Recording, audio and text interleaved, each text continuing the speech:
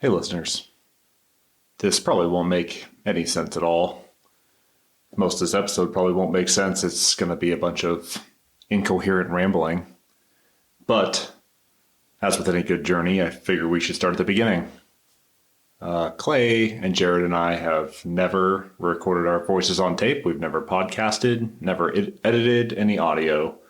But we are going to take a crack at it. And we decided to start this podcast so that we had an excuse to get together and chat about board games, something that we love very dearly and something that we bond over frequently. So, if nothing else, gave us a chance to sit down and chat just as friends. But we want to take those steps to create this podcast so that we can invite others to share in this hobby that we enjoy so much and to connect with us, to learn with us, and hopefully to come to enjoy this podcast for what it is, which is a get-together of friends to discuss board games. Let's jump in with episode 1 of Operation Game Night. Welcome to the Operation Game Night podcast, where the mission objective is to play more board games. Put your battle rattle on and mount up. Let's start the show.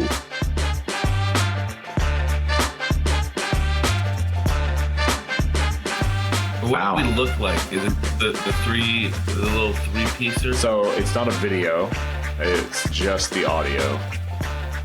So I moved down here just for this Marvel United background. I know. You guys aren't rocking headphones? Oh yeah, I should have headphones now that I'm observing you. Yeah. Your headphones. I've got the recorder, so I think we're okay on recorder. It's a cheap one, but I figured we'll start small and work our way up. We just got to figure out how to record. What do you mean a recorder? So it is passing my computer audio through a system where it's recording onto an SD card, and then I can... That sounds pretty convoluted, man. What is it 2024?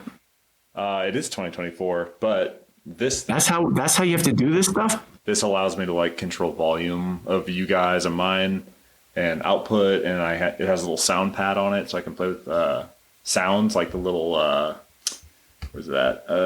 This guy. Oh, okay. Well, we're gonna need to use that a lot.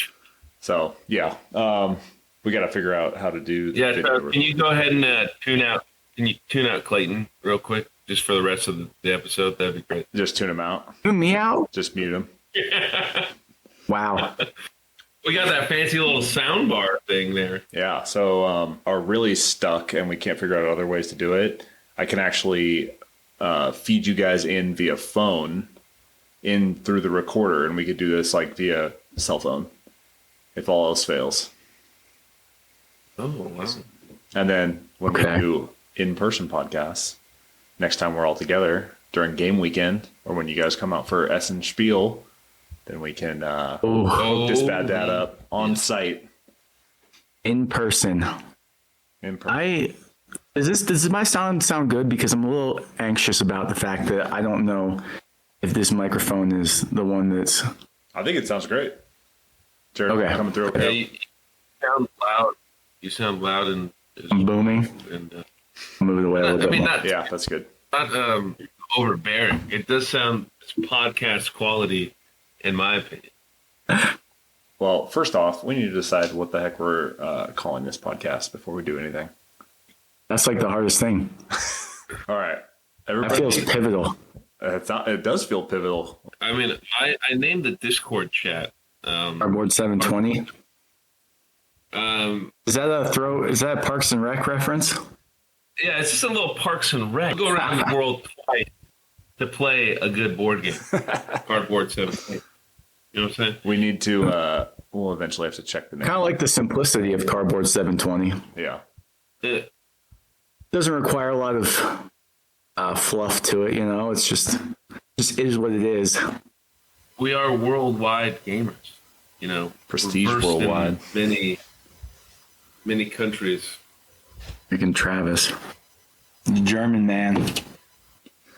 I had a hard time deciding on where I was going to record this because everything is made of concrete and rebar here, and there's no way I could go upstairs. and record this and still get good Wi-Fi. So I'm trying to brave the office, which is right next to our living room, which is where the dogs are probably going to be barking here shortly.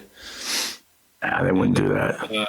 Jared knows it. How's your acclimatization to taking care of a toddler going? She's a beast and a half, you know.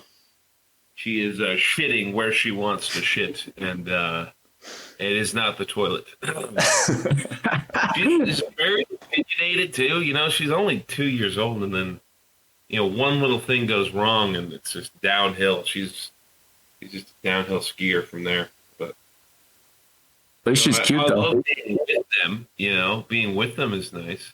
Rather than being in Korea, but You don't want to be away from them, but it also kind of sucks to be with them. there's a little duality in life. It is. But I would rather be with them than away from them. That's a true statement. Same. I never don't want to be with my kids, but I can't stand them most of the time. Did you get your Marvel United boxes, you nerd? No, but they're gonna be here imminently, and I'm a little. He's embarrassed, Jared. Yeah. Why? Because you have to go to like the base post office and wait in line, and you go and you scan your little ID card, and then they like announce out loud how many packages you have waiting for you. And you're gonna stick out like a sore thumb with those big Marvel boxes. Oh my God, I'm dreading it. Dreading it. No, I've not gotten into the Marvel United universe. I've been played plenty of times with you guys, but I haven't dipped into it. The world has really opened up here with this multiverse. Have you painted? So many villains to take out. No, I always feel like that. Like, I feel like it's such a production. It like takes me a while to work up the courage to start. And I'm like, oh, this wasn't as complicated as I thought it is. Well, you need to get your little setup in the corner. Just tell Mary you need a separate room just for painting. And then you can have your desk with like the fancy lights and the big magnifying glass. The little pull-out drawer with all your different colors. Mary will love that. It will. What is our purpose here? This is our vision. Mission statement. I need what are the elements of this formation? Oh my God. I can tell you're in leader school. All right. We want to go public. We want to be visual, not just audio. I think what we offer in terms of our look is pretty appealing to the Fan of actually dropping the audio and just doing strictly video interpretations of, you know, just video. we could see if that's our goal is to revolutionize podcasting. It could be just video, no audio. I think that's a pretty steep uphill climb.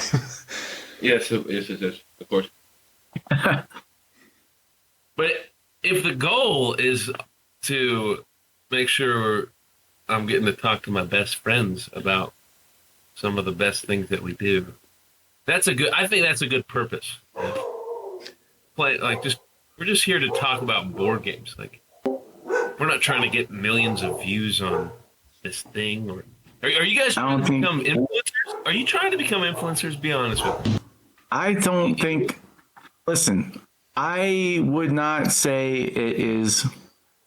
Granted, this is naivety because we haven't done anything yet. But it is a pretty small sphere of influence in the board game world.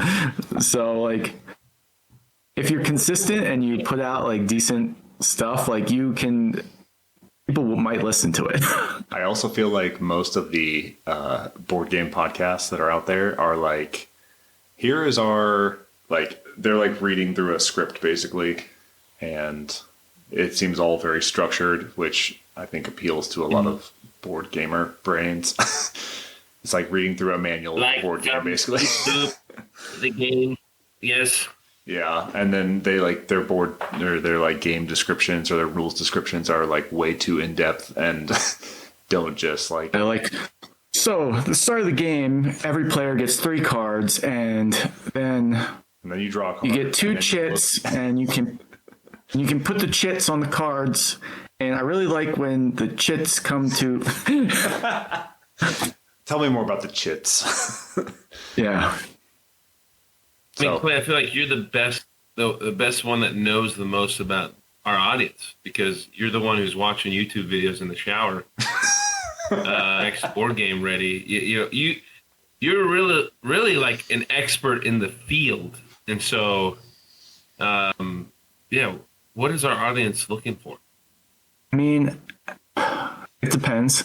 I think a lot of people that are new to the board game scene, they want to hear about like games. Like when I first started out, I was like, tell me the best games to buy if I like Pandemic. And I would listen to like a list about like, oh, if you like Pandemic, then you should try out this other co-op game that's kind of like Pandemic in a different way.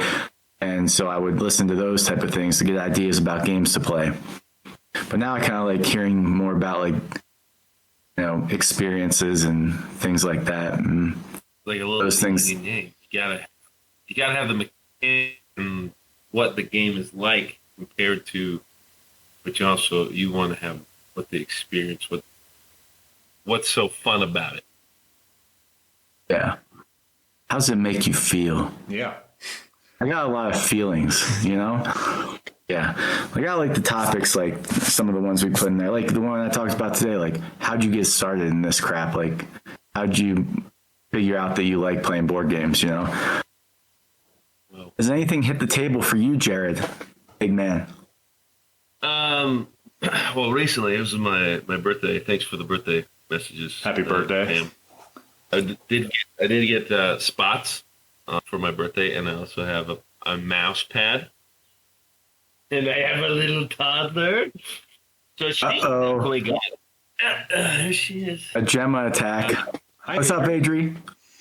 Yeah, so for those that might be listening, when he refers to a mouse pad, he's talking about one of those game mats, makes picking up cards easier. Feels like a mouse pad. That's an industry. No, nobody else calls them mouse pads, Jared. You got a game mat? Yeah. Is that like Hey, look, Travis didn't even know what you're talking about. You get your sausage fingers underneath there. Because like when you get a card on a hard table with these ham. Trust me, I know what you're talking about now. I'm digging. I tried to bring mine with me to Germany, and it didn't make the trip. It ended up in storage or something. So I just bought another one, a bigger one. So I just need another game table Nice. to get back then. We crushed a dual game table game night. Was that last night? No, Friday night. We had a big group in here. Had the one table downstairs, had to move the couch around, set another game table up, and I was thinking, I really don't love that I don't have a mouse pad for that other table. So what did you guys play? So it was a stressful event. Put a lot of pressure on myself to make sure that the attendees got what they needed out of it. So the grooming of new board gamers is also always a tricky situation. So we started off with playing Poison by Reiner Knizia, little card game, trying not to take cards. Had a lot of fun with that one. And then at the other table, we played Parade, which is a new one I got, where it's another game where you're trying not to take cards, Alice in Wonderland themed. Kind of convoluted how you do it, but pick it up pretty quick. And I think those both went over pretty well. And then for the main course, we dished out some Quest for El Dorado on one table, and on the other table, some Quacks of Quedlinburg. And I think we left people satisfied, yeah. And so, yeah, it was it was a shindig, but I feel like it went smoothly. Nice. I have been trying to teach some very non-gamer people some games recently. We have a couple of people that I work with on staff that they are board game curious, but have never really played anything besides Catan, Monopoly, that type of stuff. Yeah. starting them off pretty slow. Played a lot of party games. Played some spots. They like spots. That was a hit. Played some Dice Miner. That was a hit. What else did we run? You're speaking Jared's language over Oh there. yeah. Am I just categorized as a party gamer? Wow. Yeah. No, Spot. Those aren't party games. Oh, I taught them some Lost Cities Roll and Write. They like that one. That was a hit. Okay. And then I just let my friend check out from my library of games. Basically every 2-player game that I own. So he took. Oh yeah. Yeah, he took Marvel United, the base set. He took the Star Wars card deck building game. He took Nice. all sorts of other 2-player games. But the one that we did get played recently was Beer and Bread. Clay, you showed me that one. Oh. Yeah, I got that one. Yeah. Pretty cool. Have you played that, Jared? Don't know what you're talking about. So Beer and Bread is a set collection resource management game where you play with cards. You have a hand at the beginning of the round, and every round alternates between a bountiful year and a famine year or a dry year. And so on bountiful years, you are switching hands back and forth to collect resources to brew beer and bake bread. Yeah. And then when you move to the dry years or the famine years, there's less resources available, and you stick with your own hands. So you got to be a little more strategic about what cards that you're playing and how you build up that engine that round. And then at the end of the game, you score your lowest amount of points between beer and bread. So you have to like keep them moving both at a steady pace. You can't just focus solely on your beers. Bread's going to get. Yeah, you have to like kind of balance the two of them. It's pretty interesting. Yeah, I don't think seems like something you would like, Jared. You know, it's very Euro-y. It is a bit Euro. Oh yeah, big fan. Yeah. I'm a big fan of what we got going on in the old board game arena. Distilled? Distilled. Yeah. Yeah. You like that, huh? I should have maybe learned a little bit more about the game before I asked that you guys play, but I'm a little lost. No, that's a fun one. We actually played that. We had another couple over 2 weekends ago, and we played that in person. Yeah, it's a fun little game, you know, getting your cards. I like where you shuffle the deck together after you put all the ingredients in, then you have to pull an ingredient off the top and an ingredient off the bottom. And then what's left is what you ended up brewing or distilling. God, I mean, beer on the mind. But, and I think that's pretty cool. I don't like, my tastes are evolving, and I like a little more randomness in my games than I used to think I liked, you know? Introduce a I little. like that excitement of the draw. But you can still brute force it, and you try to eliminate some of that guesswork, right? Oh yeah, you can. Searching of the game to add some more of the fruit sugars, and you'll get what you need. You can mitigate that luck, and that's what's cool about it. Yeah. I will say that it did take longer than I had hoped when we played it the other night, between teaching and new people, and then just like socially having a good time. We had some whiskey, we were playing Distilled, so Mary got a little chatty, and she wasn't. It wasn't just Mary, but it ended up taking like 3.5 hours for what is. It's a lighter game, like. It's not a crazy Feast for Odin or anything where you're, doing all this epic stuff. You kind of just do the same thing over and over again for 3.5 hours. Was a bit long for what it is. But Mary and I play it just 2-player. We play it in like an hour, and it's a lot of fun. So what you're saying is this game is going to take us the next 6 months on Board Game Arena. Well, depends how quick we get our turns. Well, do we want to get into our feature Hey time? Travis, that was a good little bit you did about beer and bread. You did a good little. That was like a real life board game episode talk right there. That's what we're trying to get I've at. heard many podcasts, and you were like, you laid it out just like they would. Well, in any of the can't classics. You can't just show up and say, "Oh, I played this game. It was okay." It was good. This game is bad. So Clay, the way you just talked, it feels like you don't want that to be on the podcast. No, I don't mind it. I just don't think. No.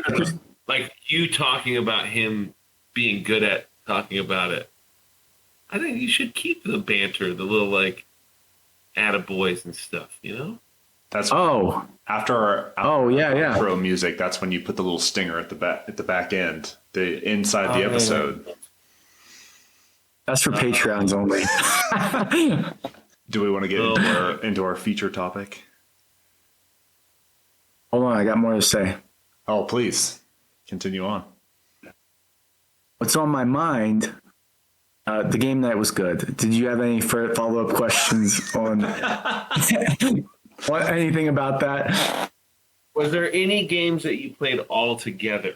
Like no. Listen, I don't have two tables. Yeah, which was hard without you guys, because in the past one of you two has been around, and I could trust you two to facilitate a board game for the masses. So I tried to lean on Mary and Spanky. Neither one of them really rose to the occasion. So I ended up having to teach both tables back and forth. I did my best. I prefer it to trying to play a game with 10 players because I've tried it. There's very few games in my arsenal that can support that and be fun.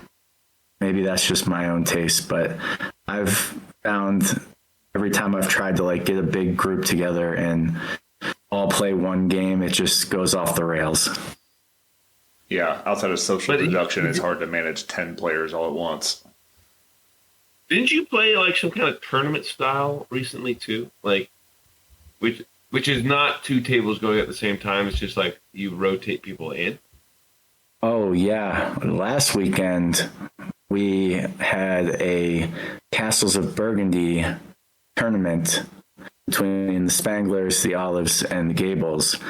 And so with the new special edition, there's like a team mode. And so there's like this big mat and you both work together. And the only real difference is that you share your goods, you share your silver, and you have a shared tile storage spot in the middle. So you each have 2 tiles that are your own, 2 tiles that you can share, and then you can place your tiles anywhere on the board. So we did like a little round robin, started off bright and early. Gables versus Olives. Gables took that one, big victory. But that goes over 2 hours. So then the Olives and Spanglers knocked the game out in another 2 hours, broke for dinner. Then we came back with a Gable Spangler blood feud. I think people's patience for Castles of Burgundy had waned towards the end of that day, mine included. Like, I love that game, but when you're doing it for that long, I stopped cooperating with Mary about what I was doing. We were working together, but I was just placing my tiles, and she would ask me like, "Hey, what should we try and fill?" I was like, "Just do it. I don't care. Place it somewhere." But yeah. So you lost your momentum a little bit.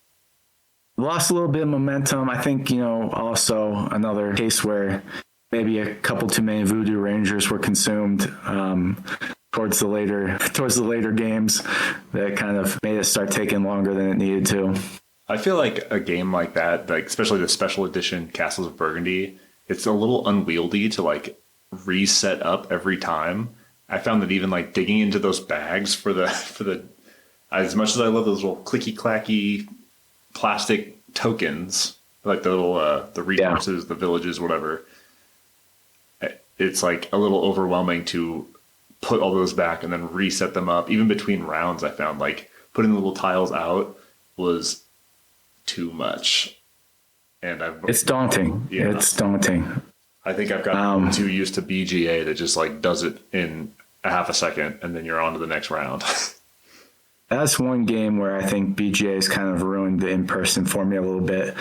because between all the scorekeeping you have to do, like every time you place a tile, you're like, shoot, okay, that's a cow. Now I have 7 cows in that pasture. I closed the pasture. Now I got to do another 10 points. Oh, how many? And BGA just streamlines it all so nicely. I still love that game. That's great. Sorry for derailing our flow of consciousness on. All good. I wanted to hear it. And I didn't even have anything to say. Jared's the one that reminded me. Yeah. I just like prodding a little bit. Just a little. What's the next little layer? We need You're like content. You're like an onion. We gotta fill the hour. I need a lot of prodding because I'm not a good talker, which probably doesn't bode well for our podcasting journey. What you lack in your words, you make up for in your visuals. The visuals are very astute. Like what you see over here? I love what I'm seeing. I'm a big fan. Trying to flex on me with all the Marvel United stuff. Yeah, he's got a perfect background. He's got the hat on backwards, the root shirt. I'm sitting here with a bunch of dogs on my shirt. Not a good look. Not a good feel. I feel good about it. Look good, feel good. Yeah. Tell me about how you got into board gaming. Take us back to growing up. Did you play games with your family? What's that like as young Jared? Oh, as a young Mormon boy, yes. You got to play the game of life. You got to play Monopoly. I would have really in-depth battles with my brother. But the basic games, like I said, life, Monopoly, Rumacube every now and then. I wasn't really passionate about it. Pass the Pigs was another good game from my childhood. Yo, I love Pass the Pigs. But it was really like, when I moved to Colorado, and it was like, how am I going to hang out with Clay more? Well, I better be into these board games. So, I mean, what was like the first big boy game that I really got into? I still love it. I still have multiple games going at all hours of the day. It was Arnak, right? It's touched me to my core. So that's how I really got into the board game. And would I ever watch a YouTube on how to play a game? Absolutely not, until I met Clayton. Well, you don't even think back before Colorado, when you guys were in DC and we were in Ohio. We came to visit that one time. I think we played some. You were already starting to get into the board game a little. Yeah, I was dipping my toes in the water back then. I don't remember what game we played. I guarantee. Was it Azul? I feel like we were on a circular table and there was a lot of little tiles, which could have been Azul, maybe. Yeah, it was probably Azul. That was like one of the first ones that we started whipping out in front of people all the time. And good combo, you and Mare. And when you went to Korea, you kept it up. You kept the love going a little bit. Oh yeah, it was actually like a year ago in Korea around my birthday. We got Arnak out, and I was playing with some of my fellow squatties. We were just in the squadron bar, enjoying a good battle of Arnak. And then I slowly just like kept buying games and getting them sent to me. And then I just have like this reusable bag full of games. And every time there was, some reason that the bar was open, I just grabbed my bag of games, walk down the stairs, it was like not even a quarter of a mile to the squadron bar. And to get out the games, we would have just one. I didn't have That So Clover. I wish I had That So Clover. I did get Dune. Got Dune out there. Let's go. Okay, but Dune what Imperium. the troops really like. Dune Imperium. What are the troops really like? The troops love some beans. Some Bonanza. Bonanza, to be exact. Yes, they loved it. They were all over it. There was one time, actually, a couple of weeks ago, I was back in the States, and they were still in Korea. They called me, and it was like 5 a.m., and of course I'm awake because Jim was awake. they called me because they wanted to know a certain rules question about Bonanza. And there they are, all drunk at the Squadron Bar, and they're asking me, Big D3, what do you do between rounds? And I just had to set them straight. So, anyways, that's how I got into board gaming. So what was that's a tough transition to go from, I was spoon feeding you games for a long time, trying to get you into this weird hobby. And then you kind of had to take that on, do it with these other people. How was that? It's definitely difficult. I have already become a bit of a game. I've been trying to up my game master skills. Like I said, I got my mouse pad. I did have some people come over. Was it 2 weeks ago? 2 weeks ago, some of the guys from Kunsan, they're local, doing some training. Did cover your assets, and and I sent you the picture of freaking Camel Up. They lost their mind, but you have to facilitate the environment for healthy gameplay, happy gameplay. You want your friends to come back, right? You want to have a good experience. So I am I'm getting those vibes. Trying to, maybe send out a YouTube video if we want to get into something big. But yeah. Make them come correct, Jared. But the thing is, like, you don't really need to have too much skill, like, about hosting. It can come natural, but like also it's just the game. Just get the game out, put it on the table, let the game speak for itself. I can see. But there is a little bit of game shift into. Okay. Oh, hey, you gotta get your spreadsheets out. You gotta know what time you're doing what, That's when. Right. Those are very. Thank you, Jace. You're at the high end of board game play. Yes, 100%. I don't think it's just a personality thing. Like, you can handle a little more of a loosey-goosey flow of things, and I'm very anal about how I think things should be going. and the base level of knowledge that people show up with. Clay's like, here's these 7 YouTube videos that you must watch before stepping foot through this door. Come right. Okay, well, that's not necessarily true, but I have had, and well, I don't know, I've been trying to get people like board games for, probably 7 years now. And I've failed so many times. I've had so many bad experiences where I didn't have fun. That was horrible. How can I make sure this never happens again? And so that has created a level of anxiety that drives my okay, I need to know how many people are playing, what game it's going to be. And that's the only way I'm stepping up to the plate anymore, because I can't sleep at night if I think I created a bad game night. Such anxiety. This could also, we could call this, board game therapy. This could also be, could be the name of this podcast. Put it in the hat. Was it? It was in the hat? No, I said put it in the hat. Yeah. Oh, let's. Yeah. Clay, why don't you tell us how you got into board gaming? Jeez. So growing up, I wasn't Mormon, but I did play games. And at my dad's house, we always played. My stepmom really liked party games.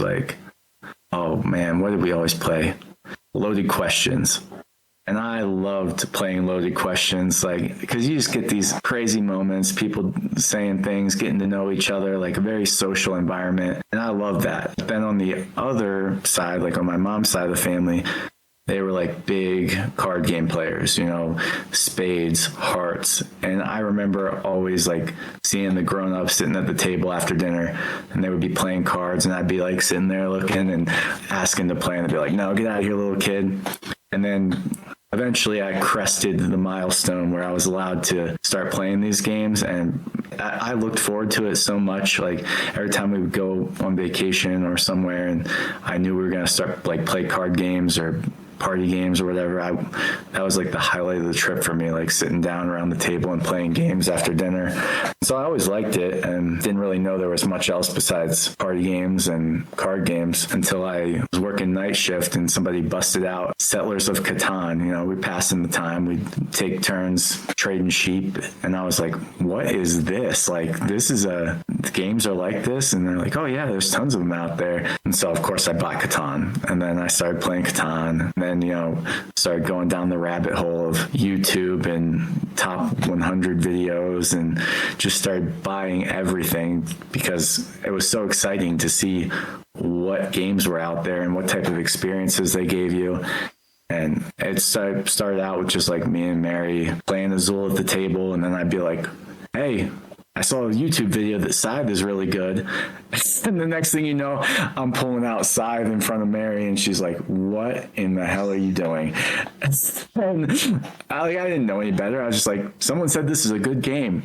And like, I didn't really comprehend, like, there's different audiences for different games. And then, you know, just starting to get, once I moved to Colorado, got a little game group together, started with Mike and Hannah. And I love just going to the game store and trying to think, like, all right, what's going to be a great game that they're going to like? And I would just, you know, keep going and keep trying new things. And yeah, and then as I found out Travis was a gamer and Jared came, I was like, I bet he would like playing games. And it just expanded, and every new person gave me a new chance to try out games with them and see what I like, and kind of hit a steady state now, where I feel like kind of peaked. I don't know where to go from here, honestly. That's why we're talking into a microphone about board games, because I mean, I've exhausted all other resources of pouring my passion into this hobby. It's the only natural next permutation. Yeah. You kind of have a bit of a, like, it's the thing that you do in your life. You get really into something, and I think this is the next thing you're going to get really into is podcasting. You know, creating the podcast. You know, you've had different ebbs and flows throughout your life, but this could be the next obsession for Clayton. When are we hopping on the? I guarantee you, it's going to be a thing. I don't know. We'll see. I've never much been a good public speaker, so I love podcasts. I bet you after a couple of rounds of this, it just becomes a little more natural. Especially once you're talking about this is as natural as it gets. I feel like we're really going to grow into this. I could be naked right now. I'm so comfortable. I get that from you, and it's making me feel very comfortable as well. I don't like. I'm a very weak person. I like to be in comfort. So if I'm not in comfort, I'm not doing it. You know what I'm saying? So. Oh, whatever. And Claire, I don't think you've peaked. I think you've just hit your next inflection point. Wow. Whoa. You're just changing. You haven't peaked. You're just changing. People are going to comment on this podcast and be like, I really like those two guys, but that one dude with the root shirt and the backward hat, he's kind of awkward. I am awkward. What people? We are talking into the void right now. There's no people. We are. This is going to be huge. All right. Well, hey, Travis, what's your life like? Board games, where'd they come in? So, growing up, we had the typical Mattel, Hasbro board games. We played Monopoly and Sorry and all that stuff. And then I took a pretty significant break. I think I've always been more of a video gamer than a board gamer per se. Grew up rocking my Nintendo 64, my Game Boys and all that stuff. Maybe around 2010, I was traveling a lot with track, and during the season, people were really into this little game called Settlers of Catan. And so people got into freaking Catan. Can't get away from it. I know. It's the great equalizer. And, but yeah, like if we're going based on games that we had played our entire lives, like let's say we ranked our top 5 games based on the number of games that we have played.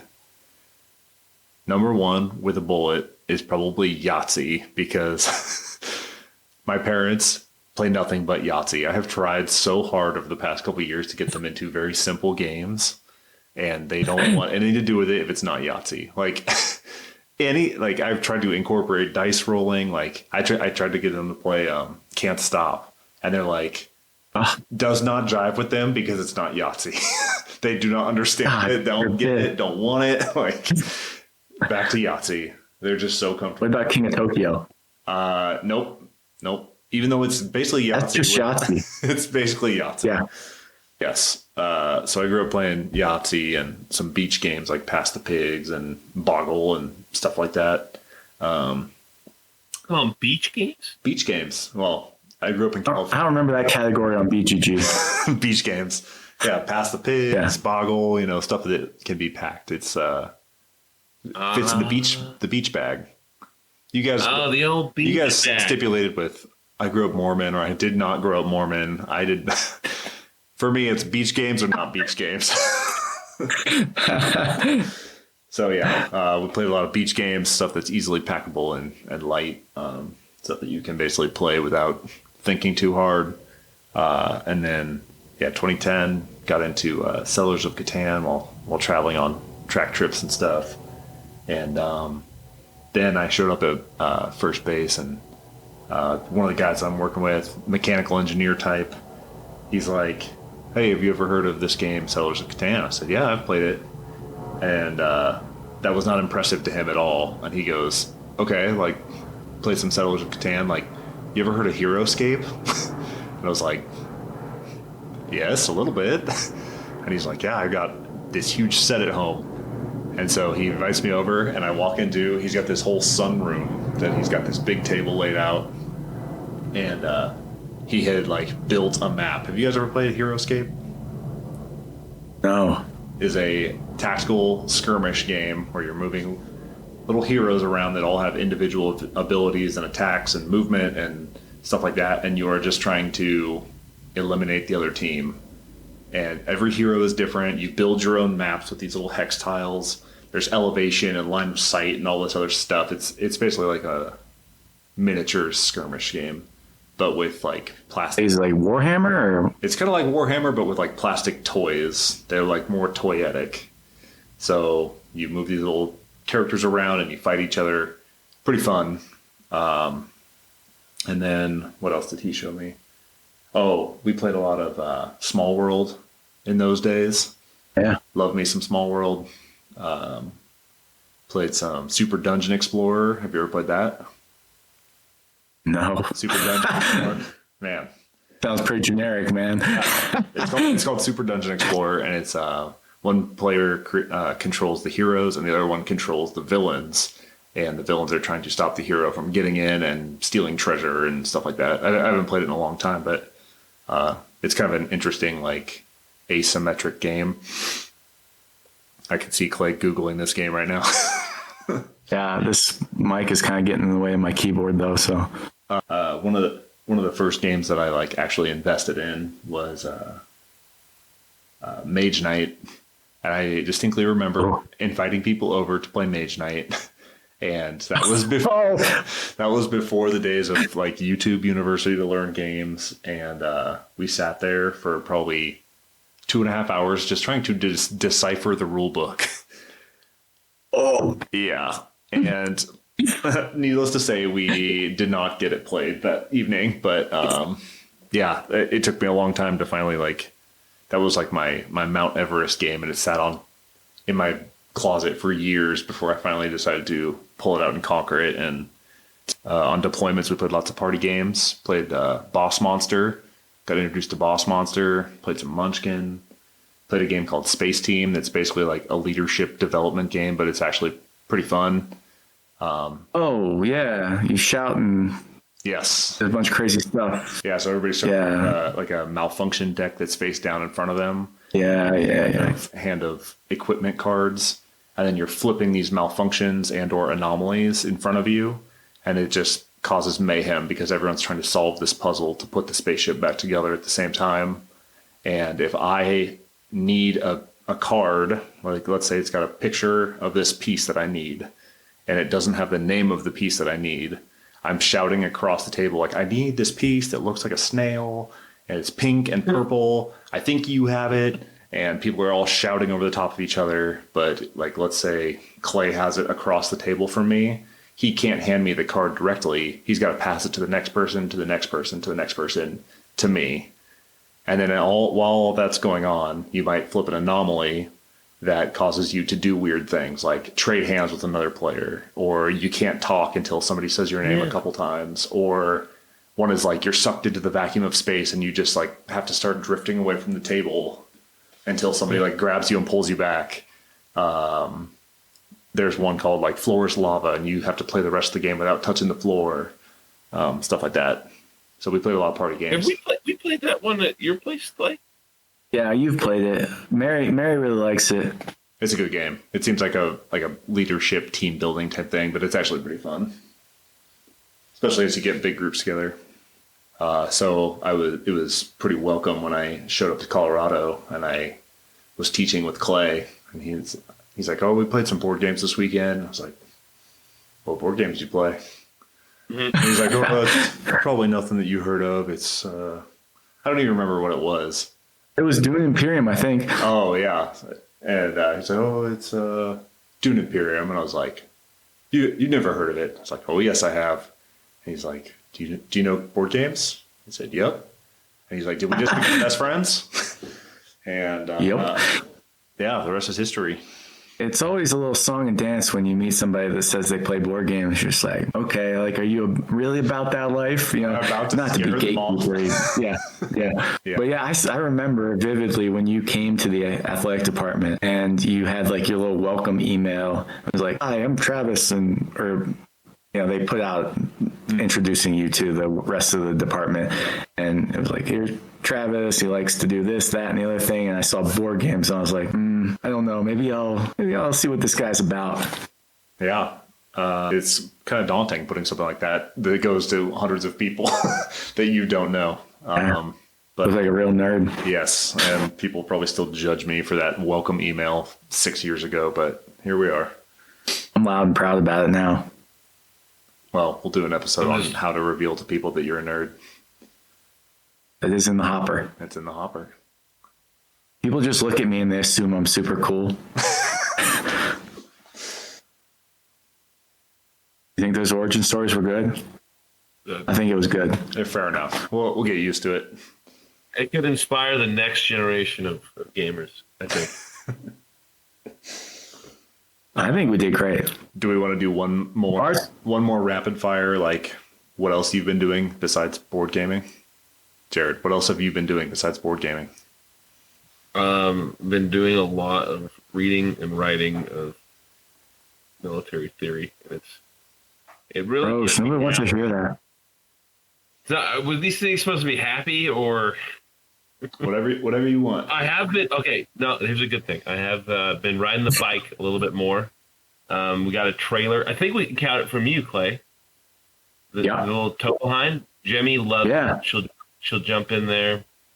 I probably just need to go do that right now, actually, after I make my move on Distilled.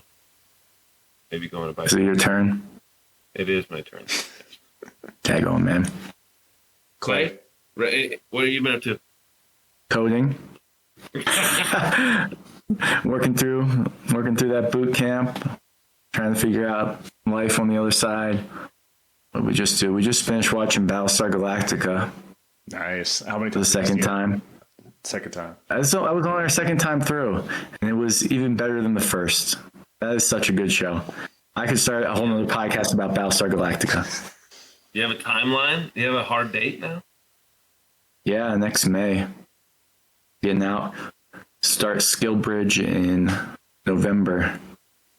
I don't think we're doing a good job if we were trying to mask our military affiliation. No. What's your rapid fire? Travis, what you been doing? Rachel and I watched the latest season of The Bear. Season 3. Oh. I don't know if you guys have seen The Bear, but it is the most stressful show in the whole world. I didn't like season 3 as much as the other two seasons. Maybe it was the birth episode. I'm sure Rachel loved that. Oh my God. That was stressing me out so bad. So bad. Yeah, there's a whole episode where Sugar goes and she goes into labor, and she has no one else to call because they're all in the middle of dinner service at the new restaurant where they lock up their phones. So she's stuck in traffic, frantically calling everybody. And then she decides to call her mom, who is like a raging alcoholic and has lots of history and beef with. And she spends this super stressful episode that's like a whole hour long of her giving birth, stuck with her alcoholic mom, who is like just pestering her and trying to be helpful, but like they keep pushing each other away. And it's, yeah, the whole season is really stressful, but it's a great show, phenomenally acted. Some of the best monologues in that show out of most TV out there. Season 1, Jeremy Allen White's therapy monologue is phenomenal. It's so good. Masterclass in giving a monologue straight to the camera. Who's Jeremy Allen White? He plays Carmy on The Bear. Oh, that's that guy's name? That's that guy's name, yeah. Man, yeah, he's a good actor. Does this monologue where he looks right into the camera, gets like tears in his eyes and everything about his brother's suicide, and it's phenomenal. Great show. Stresses me out every time. Yeah. Can't stop watching. Until next time, I'm Clay. Yeah, we have to end it, or is it just kind of like end?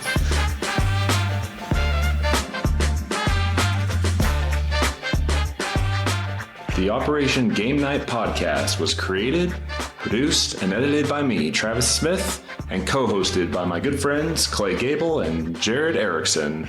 Thank you for listening, and hope to see you again next week.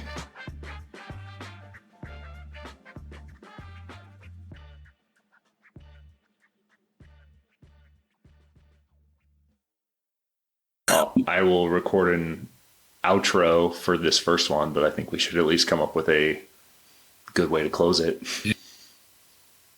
I'm Jared. And I'm Travis. And wait, Travis, you're supposed to go last. I did go last. I said it a while ago. You said it a while ago. Oh. And then we got derailed. Oh, you're going to just come take that snip. We're going to have to... Are you comfortable with all this editing we're going to have to do? I mean, I'll figure it out. It's only an hour and 10 minutes. Not too bad. You should let most of it ride. You know, we had some good talking points in there. Plus, I'm just going to stop recording.